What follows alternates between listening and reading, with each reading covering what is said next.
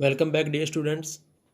आज हम accounting terms part 2 में और कुछ लेखांकन शब्दावली अकाउंटिंग टर्म्स का को हम पढ़ेंगे। फर्स्ट आपका है एसेट्स या संपत्तियाँ। व्यापार में समस्त वस्तुएं एवं साधन, जिनको हम रिसोर्सेज बोलते हैं, जो व्यापार के संचालन में सहायक होते हैं और जिन पर व्यवसाय के स्वामी ओनर का स्वामित्व होता है और जिनसे भविष्य में आर्थिक लाभ की उत्पत्ति भी होती है, उसको हम एसेट्स बोलते हैं। ये मुख्य रूप से दो प्रकार की होती है, फिक्स एसेट्स और second is current asset.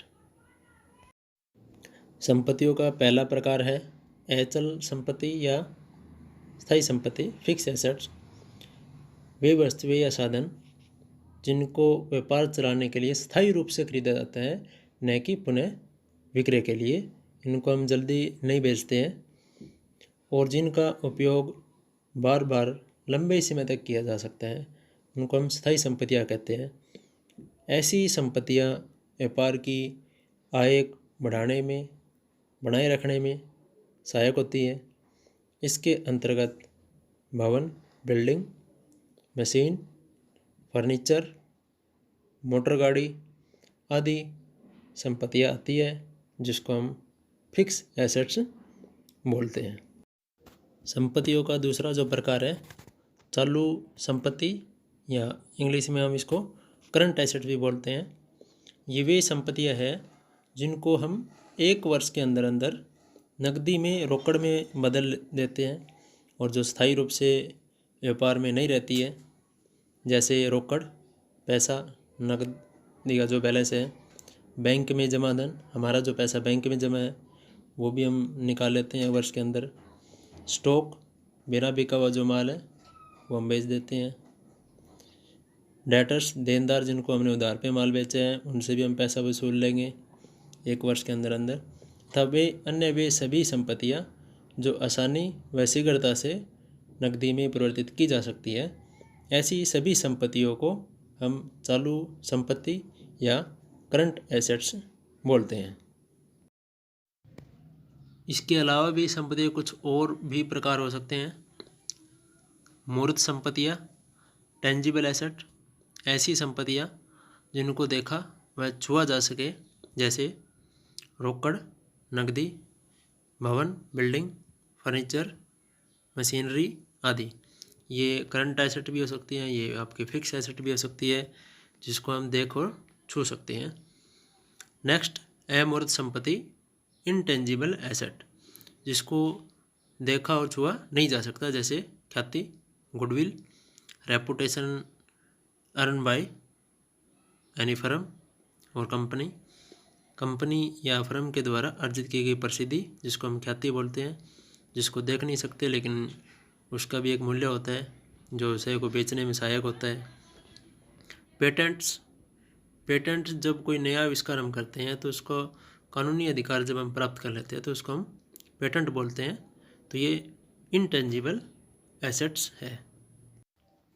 Next one is wasting assets, अक्षयशील संपत्तियाँ, ऐसी संपत्तियाँ जिसका मूल्य एक निश्चित समय के बाद शून्य हो जाता है, जीरो हो जाता है, जैसे कोयले की खान, तेल के कुएँ। इसका जैसे जैसे हम दोहन करते जाएंगे, लास्ट में इनके जो है कोई वैल्यू नहीं बचती है, पूरा हम इनको उपभोग कर लेते हैं। नाम मात्र की संपत्तियाँ, नॉमिनल एसेट्स, ऐसी संपत्तियाँ जिसको बैलेंस शीट में प्रकट तो किया जाता है लेकिन इनको नकदी में नहीं बदल सकते हैं, जैसे share issue expenses. Share company जब इशू करती है तो कुछ खर्चे किए जाते हैं, तो उनको हम शेयर इशू एक्सपेंसेस बोलते हैं, जिसको हम नकदी में नहीं बदल सकते। तो ऐसी संपत्तियों को नाम मात्र की संपत्तियाँ कहा जाता है। Next accounting term is expenses, वे माल के उत्पादन और उसे बेचने में जो भी खर्चे होते हैं उसे व्यय कहते हैं। मुख्य रूप से दो प्रकार के होते हैं, डायरेक्ट एक्सपेंसेस, इनडायरेक्ट एक्सपेंसेस, प्रत्यक्ष व्यय और अप्रत्यक्ष व्यय। सबसे पहले डायरेक्ट एक्सपेंसेस, ये वे खर्चे होते हैं जिन्हें व्यापारी माल खरीदते वक्त करता है या माल के उत्पादन में करता है, कच्चा माल या पक्का माल, रॉ मटेरियल और फिनिश गुड्स खरीदने में लगने वाला भाड़ा कैरिज, और उसको गोदाम तक ले जाने वाला किराया भी इसमें शामिल करते हैं। यानी कि जब हम कच्चा माल खरीदते हैं और उसको प्रोसेस करते हैं और गोदाम तक उसको लाते हैं, वो सारा जो खर्चा है वो डायरेक्ट एक्सपेंसेस होता है। किराया भी इसमें शामिल किया जाता है। उत्पादन की दिशा में कच्चे माल की खरीद से लेकर के उसे विक्रय योग्य बनाने की स्थिति में लाने के जो खर्चे हैं वो सारे डायरेक्ट एक्सपेंसेस की कैटेगरी में आते हैं। डायरेक्ट एक्सपेंसेस वस्तु की लागत का एक हिस्सा होता है। गाड़ी भाड़ा, octroi duty, wages, factory lighting, fuel, ये सब डायरेक्ट एक्सपेंसेस के अंतर्गत ही आते हैं। वस्तु के निर्माण के बाद जो एक्सपेंसेस होते हैं, जो वस्तु की लागत का हिस्सा, निर्माण की लागत का हिस्सा नहीं होते, इनडायरेक्ट एक्सपेंसेस होते हैं। इनडायरेक्ट एक्सपेंसेस वे एक्सपेंसेस हैं जिसका संबंध वस्तु के क्रय या उसके निर्माण से न होकर वस्तु की बिक्री और कार्यालय से संबंधित होता है। सेलिंग एक्सपेंसेस, ऑफिस एक्सपेंसेस, ऐसे एक्सपेंसेस का प्रभाव विक्रय किए जाने वाले माल की लागत पर बिल्कुल नहीं होता है। यह व्यापार के लाभ को बढ़ा देते हैं अगर ये बढ़ेंगे तो। इनडायरेक्ट एक्सपेंसेस के अंतर्गत जो एक्सपेंसेस आते हैं वो इस प्रकार हैं। एडवर्टाइजमेंट, कैरेज ऑन सेल्स, हम जो विक्रय करते हैं उसके लिए जो भाड़ा देते हैं। सैलरी और commission given to our sales representative, हमारे जो विक्रय करता है उनको हम वेतन देते हैं, कमीशन देते हैं, वो भी इनडायरेक्ट एक्सपेंसेस हैं। Salary given to our office employees, office में जो काम करने वाले हमारे जो कर्मचारी हैं उनको भी हम वेतन देते हैं। ऑफिस लाइटिंग, बिजली का जो खर्चा है। डिस्काउंट गिवन टू और कस्टमर्स, हम अपने ग्राहकों को छूट देते हैं, वो भी इनडायरेक्ट एक्सपेंसेस में आएगा। Interest on capital, interest on loan, bad debts, जो पैसा हमारा डूब गया है।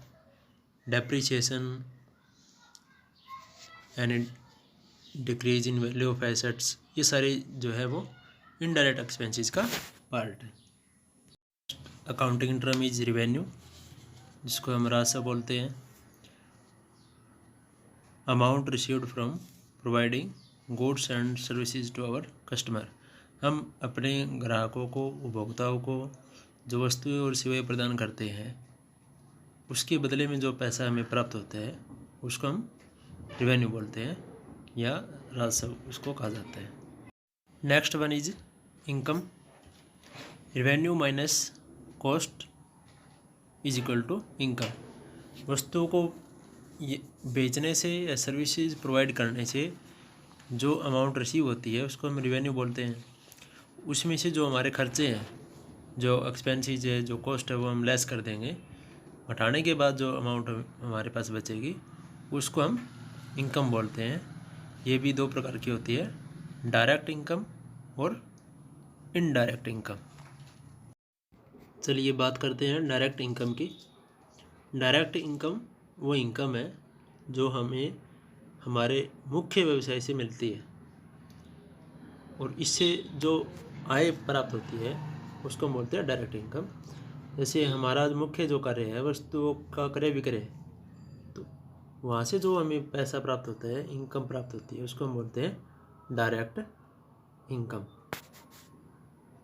इनडायरेक्ट इनकम, मुख्य व्यवसाय के अलावा हमारी जो इनकम होती है उसको हम इनडायरेक्ट इनकम बोलते हैं।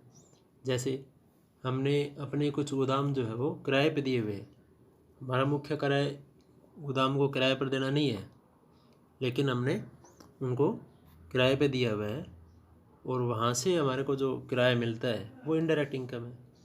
इसी प्रकार से मान लीजिए आपने कुछ रुपया जो है वो उधार पे दिया हुआ है, तो उस राशि पर जो हमें ब्याज मिलता है वो इनडायरेक्ट इनकम है। क्योंकि हमारा मुख्य कार्य पैसा उधार पर देना नहीं है। हमारा मुख्य कार्य है वस्तुओं को खरीदना बेचना। उसके अलावा अदर एक्टिविटीज़ से जो हमें इनकम मिलती है वो इनडायरेक्ट इनकम का पार्ट है, तो उसको हम कहेंगे indirect income. Next accounting term is discount. व्यापारी द्वारा अपने ग्राहकों को दी जाने वाली रियायत छूट या डिस्काउंट कहलाती है। इसको हम बट्टा भी बोल सकते हैं, डिस्काउंट भी बोल सकते हैं। यह मुख्य रूप से दो प्रकार की होती है, ट्रेड डिस्काउंट और कैश डिस्काउंट। तो चलिए बात करते हैं हम ट्रेड डिस्काउंट की। ट्रेड डिस्काउंट हम अपने कस्टमर्स को ज़्यादा मात्रा में माल खरीदने के लिए मोटिवेट करने के लिए लिस्ट प्राइस सूची मूल्य के ऊपर एक निश्चित प्रतिशत से जो छूट हम देते हैं उसको हम ट्रेड डिस्काउंट बोलते हैं। और इसका मुख्य उद्देश्य जो है ग्राहकों को मोटिवेट करना है ताकि वो ज़्यादा से ज़्यादा माल खरीदें। तो सेल प्राइस में जो हम कमी करते हैं या लिस्ट प्राइस में सर्टेन परसेंटेज के रूप में, उसको हम बोलते हैं ट्रेड डिस्काउंट। और इस छूट को बिल में से ही कम कर दिया जाता है। और ट्रेड डिस्काउंट का बुक्स ऑफ अकाउंट में बिजनेस की जो पुस्तकें हैं उसमें कोई लेखा इसका नहीं किया जाता है। कैश डिस्काउंट यानी कि नगद छूट।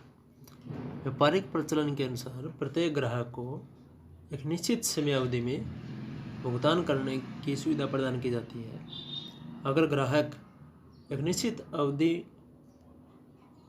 के पहले ही भुगतान कर दे तो उसे व्यापारी द्वारा कुछ छूट दी जा सकती है, जिसको हम बोलते हैं कैश डिस्काउंट। क्यों दी जाती है कैश डिस्काउंट? हम देते क्यों हैं अपने कस्टमर्स को? कैश डिस्काउंट के लालच में ग्राहक शीघ्र ही भुगतान करने के लिए प्रोत्साहित हो जाता है और यह डिस्काउंट प्रतिशत के रूप में दिया जाता है। ट्रेड डिस्काउंट का हम कहीं पर लेखा नहीं करते हैं, लेकिन कैश जो डिस्काउंट है उसका हम लेखा करते हैं। पहले ट्रेड डिस्काउंट दी जाती है, उसके बाद में हम कैश डिस्काउंट देते हैं। Next accounting term is bad debts, डूबत ऋण। व्यापारी को उधार बेचे गए माल की या ग्राहकों को जो हम उधार पे माल बेचते हैं उसकी पूरी रकम डेटर यानी कि देनदारों से प्राप्त हो, ये ज़रूरी नहीं है। अतः उधार की रकम में से जो राशि वसूल नहीं हो पाई है, जो पैसा नहीं मिल पाया है, उसे हम व्यापारी का डूबत ऋण कहते हैं। उदाहरण के रूप में व्यापारी को राम से 2000 रुपये लेने थे, किंतु राम दिवालिया हो गया। दिवालिया हो जाने से उसकी संपत्ति से केवल 1200 रुपये ही वसूल हो सके। ऐसी स्थिति में जो पैसा प्राप्त नहीं हुआ 800 रुपये, उसके हम डूबत ऋण या बैड डेब्ट्स कहेंगे। Amount which is not recovered from their debtors. तो ये हानि है लॉस है बिजनेस के लिए। नेक्स्ट इज वाउचर यानी कि प्रमाणक। व्यापार संबंधी सभी व्यवहार और लेन देन के लिए जो डॉक्यूमेंट दिए जाते हैं व लिए जाते हैं उसको हम वाउचर बोलते हैं। उधार क्रय विक्रय के लिए, रुपयों के लेन देन के लिए रसीद या बिल, बैंकों में रुपया जमा कराने के लिए स्लिप, बैंक से रुपया निकालने के लिए, चेक आदि के लिए, ये जो सभी डॉक्यूमेंट्स हैं उसको हम वाउचर या प्रमाणक कहते हैं। इसको ज़रूरत पड़ने पर हम प्रमाण यानी कि प्रूफ के रूप में भी प्रेजेंट कर सकते हैं, प्रस्तुत कर सकते हैं किसी भी विवाद की स्थिति में।